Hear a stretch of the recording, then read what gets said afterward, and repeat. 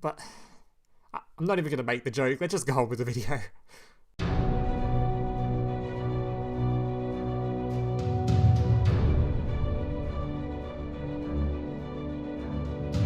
So here's today's deck list. Now just a reminder before I go to the deck list, if you're enjoying today's video and want to see more content just like this in the future, especially if you're a returning viewer, because apparently about 50% of people watching this or even subscribed to the channel, then nearly all of you are returning viewers who have seen my stuff before. So if you find yourself keep coming back to the channel and want to see more content just like this in the future, remember to leave a like on this video and consider subscribing to the channel down below. Alright, let's get into the deck list. So first things first, before I do anything else, I have to quickly mention, I didn't actually make this deck list myself. Normally when I see someone else's deck list, I'll kind of yoink it, give it a go, remove cards, kind of edit the deck list to kind of make it more my own. But in this case, I didn't actually change anything. I think I took out one cat shark from the original deck list and put in one extra copy of the coral anemone because I way preferred it, but other than that, I kept the deck list exactly the same. And the person's deck list I yoinked it from was this dude on screen. I have no idea if they're the original creator or who they got it from or anything like that, but this is where I saw the deck list first, so this is just what I'm going to use or who I'm going to give credit to. Alright, so I won't spend too much time talking about the deck list, as obviously most of the cards in here you've seen a billion times before, as deck lists similar to this have existed for a long ass time in Duel Links now, but for those of you that don't know, there are a couple of new cards added to the list, with the most notable one being the Atlantean Dragoon. This card is mental for this deck list. First of all level 3 or lower sea serpent type monsters you control can attack your opponent directly. Already a nice little effect, but honestly, you don't have to worry about that one too much, because it's the other effect that matters the most. When this card is sent to the graveyard to activate a water monster's effect, add one sea serpent type monster from your deck to your hand, which is incredibly strong for this deck list. First of all, you can send this to the graveyard with just about anything. We've got, of course, your big Mermail dude, which special summons himself by sending your card to the graveyard. You've got things like your Abyss Dwellers, which attaches it, which then sends it to the graveyard. You can send it to the graveyard with your Hope Woven. There's just plenty of ways in this deck list to be able to send this thing to the graveyard and then give yourself a search for things like Deep Sea Diva, which, as you guys know, is just the strongest card in this deck list as it leads to all of your plays. The other new addition to this deck list is of course going to be the Marincess Coral Anemone, which is really damn strong in this deck list. It essentially just leads to a whole bunch of lethals you normally just did not have. Basically this card takes 2 water monsters. You can target 1 water monster with 1500 or less attack in your graveyard, special summon it to a zone this card points to. So essentially, let's just say you had a hand of Deep Sea Diva and a heavy infantry. Essentially, normal summon your Deep Sea Diva, bring one of these out from your deck, link summon off into your Marincess Coral Anemone. This card can then bring back the heavy infantry, give you an extra normal summon this guy out, and all of a sudden, instead of just going to one play, you've now gone into potentially a Marincess Coral Anemone, and you have 2 cards on board to use your Territory of the Sharks to go into any of your other monsters, including things like Abyss Dweller to get the free card pop, and the attack boost to then boost up the Anemone, leading you to just an insane amount of stats on board to be able to lethal your opponent in most situations. With this deck list, I had a pretty damn insane win rate on the ladder. I don't know exactly what the win rate was, I wasn't really keeping tabs on it, but with this list, I did know I climbed straight to King of Games with it very, very, very quickly. I know in my last 10 games, I won 9 of them, which is already a pretty good showing. So if you guys are looking for a deck list to climb to King of Games fairly quickly, or you're just looking for a nice water deck to play, I can highly recommend this list to you guys. Alright, that's enough of the boring stuff, let's just get straight into the gameplay. So like I mentioned, this deck list was the list I used to get King of Games this month, and at least in my last 10 games, I won 9 of them, which should be a pretty good showing. This deck list is pretty damn strong. Alright, so today I recorded I think 7 replays, so let's just get straight into them as that's quite a lot to show. Alright, there's a couple of Salad replays too, which is pretty damn good, because like everyone knows, Salad is currently the best deck in the game by quite a bit, so if this deck list is able to beat Salad fairly consistently, that's a pretty good showing for the deck list. Alright, so this one was against, I think, the new Shark skill, and I gave this guy a fat demotion. Sorry, not sorry. Alright. Unfortunately, the poor guy had to go first, which is not very good for him. But he summons out an Abyss Dweller anyway. MST going to be popping his back row, which was just a Cosmic Cyclone anyway. Dweller going to be summoning out my other Atlantean. Territory of the Sharks, going into my Hope Woven.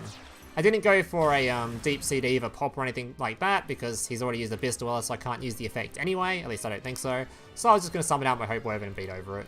And I know exactly what his deck list does anyway, so I know I'm not in like any worry of him just kind of dealing with this card by destruction effect or anything like that. I know he's probably going to have to try to swing into it, because he's just going to try to summon his Shark.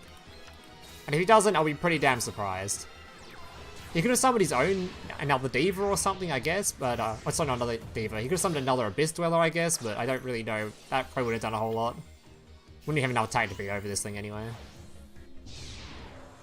Either way, we know what he was going to do. He's going to go straight to his brand new shark. Nice little animation here. And then chuck his other shark on top of it.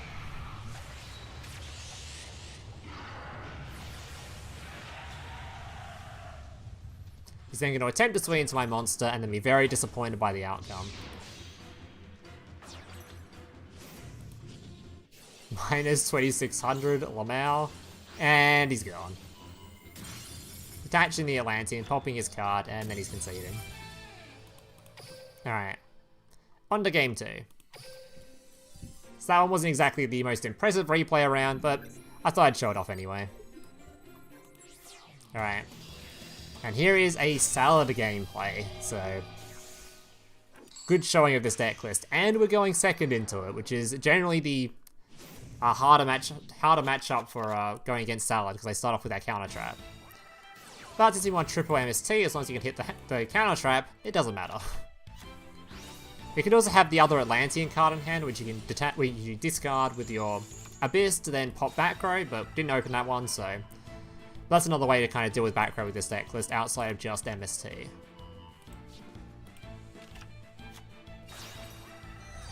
Alright, going into 3 Bailings. We'll fast forward it here. Typical Salad end board. Thankfully not too much back row though, so we didn't have to do too much predicting, we just kind of remove it.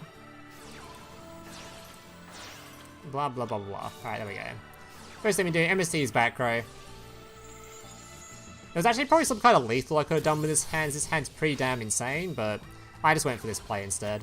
Because basically against this deck list, if you pull out Abyss Dweller, a lot of the time your opponent can't play anyway. So first thing I did, summon out my Deep Sea Diva, bringing out my Heavy Infantry, after discarding a card to summon out my Abyss. This is because I want a level 7, level 2 on board, so I can go straight into, as you'll see in a second, straight into my Croc, which draws a card, and then during my opponent's turn, I could attach a card to pop Sling on the field. I can also do it during my turn as well. Which is also, by the way, very good with searching for the Abyss card, and also with the Dragoons. Both these cards, when sent to the graveyard, have effects. A search, and a card that will bring back the Abyss for later, as you'll see in a sec. Alright, using extra normal summon, Territory of the Sharks. Go into my Abyss Dweller, which is basically the end for the Salad player. Popping one card in the field, he's going to protect it. Beating over it, beating over the other one, and passing back.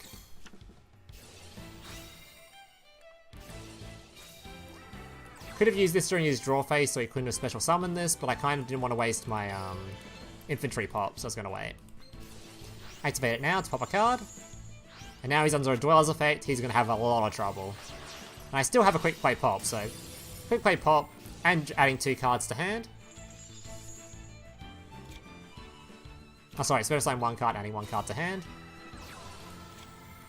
Debug, searching for a mirror. Pretty irrelevant stuff though, so he literally can't do anything now. Can't use his graveyard, just beats over my 1 monster. Passes back. I'm going to summon out my enemy. Enemy bring back the Croc, and he concedes from there. Alright. Actually, banger gameplay that one. Alright, next one. Alright, Mr. 11. Oh, this gameplay was, kind of an interesting... It's the only replay I got where I was using Trishula, so I decided to keep it. Though I did misplay pretty heavily, and I should have OTK'd him instantly, but I'm a bit of a dum-dum. Alright. For some reason, I got the two Trishula effects mixed up, the one at the level 9 and the level 11, so I ended up using the other Trishula and being like, huh, I can't lethal you now. Either way. So, did a Link summon, then going to summon back the dude, so we do an extra normal summon, and go into an Abyss Dweller. So Abyss Dweller with a 2500 attack monster on field. Opponent's going to summon a little Magician Girl, search for the Indestructible card, and end his turn. We're going to pop his back row. Abyss Dweller, during his end phase, we get a search. Searching for a Diva. Alright. From here, I then activate my Abyss Dweller to pop his monster, because I wanted him to summon his card from hand so I could banish it. Because I thought I was using the other effect of the, yeah, I thought I was using this Trishula's effect, which, not what I was doing. So I could have just not done this, and not given him an extra card. Summon my enemy. Summon my Diva. Pull out the Marksman. Bring the dude out. Go into this Trishula, which is a non-target removal source, so I could have just removed this thing without giving the special summon and had lethal on field, but we'll just pretend that didn't happen. Getting rid of the card in hand, which apparently he just didn't set the drowning. Okay. Not sure why you wouldn't do that, but anyway. Anyway, from here, I think I just signed my infantry back. And I think he conceded at some point. I don't think there was a... I don't know, try to karma cut my monster first. Gonna be popping the extra back row with the detached card. Oh, sorry, popping the monster with the detached card, and there's lethal on board. Alright, so we'll just pretend the Trishula thing didn't happen. Alright, moving on. Alright, was this another salad player? Could have been. It was. Alright. This time going first versus the salad player. Which is a very, I would say, almost favoured matchup for you, because if you summon out Abyss Dweller, this deck list really struggles. Like, really struggles. Alright, detaching, getting a search, Deep Sea Diva, summoning out my infantry. Going to my Croc. Special summoning my dude. Territory of the Sharks. And there's the Abyss Dweller. Not gonna set the MST, because I would need the 2 cards for the pop from the Croc.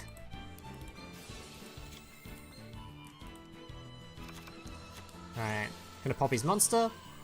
I know Salah can then do potentially another special summon, but that doesn't really matter to me because I know I've got another pop anyway, so I'm just gonna pop his first monster so he doesn't summon out the Balinx. Because Balinx is kind of annoying. If he gets Balinx out, it means I'm gonna have trouble popping his other cards, so I'm just gonna, yeah, pop whatever he summons. Not even going to one link monster.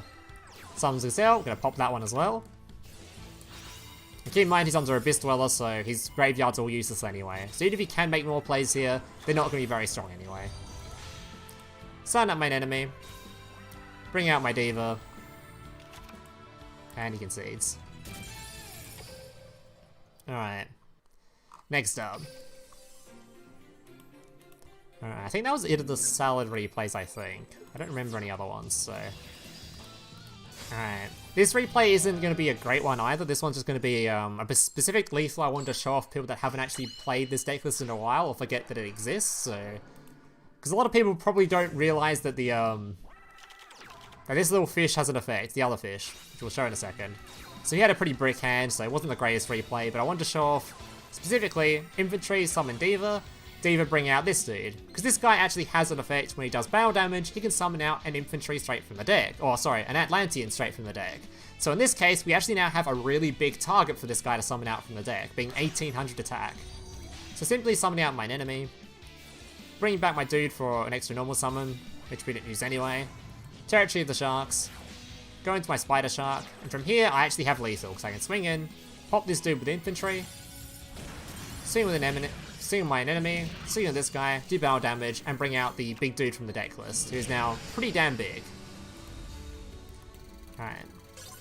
It's not the most interesting gameplay, but I thought I had to show it for you guys that just wouldn't recognize that exists, because normally people just use this for the background removal, because that's what it's generally there for. Alright, 2 left. Alright. Oh, this is another person trying to play the new Shark skill, I think. Very quick replay, I think, remember? If I remember it right. Alright, Shark Rising. I went first this time, so now he's going to really struggle. Normal summon, getting the extra normal summon.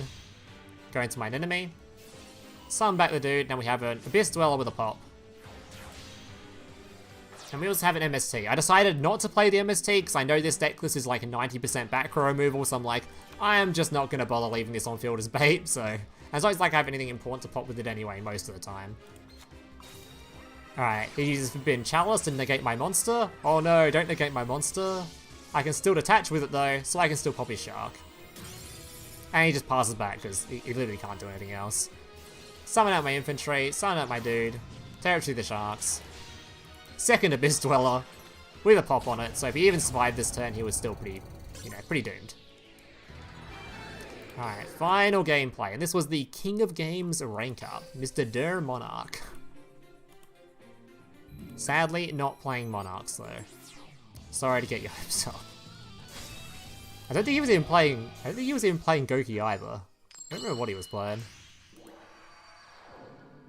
All I know is I think I saw a really brilliant M board, I think, is what happened. So, stunning my dude by discarding the Dragoon. Dragoon gets a search, this dude gets a search.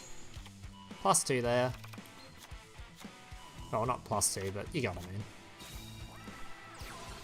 Diva, summoning out the Infantry. Going to my Croc. Croc draws a card. Extra normal summon. Link off into an enemy. An enemy brings back the dude.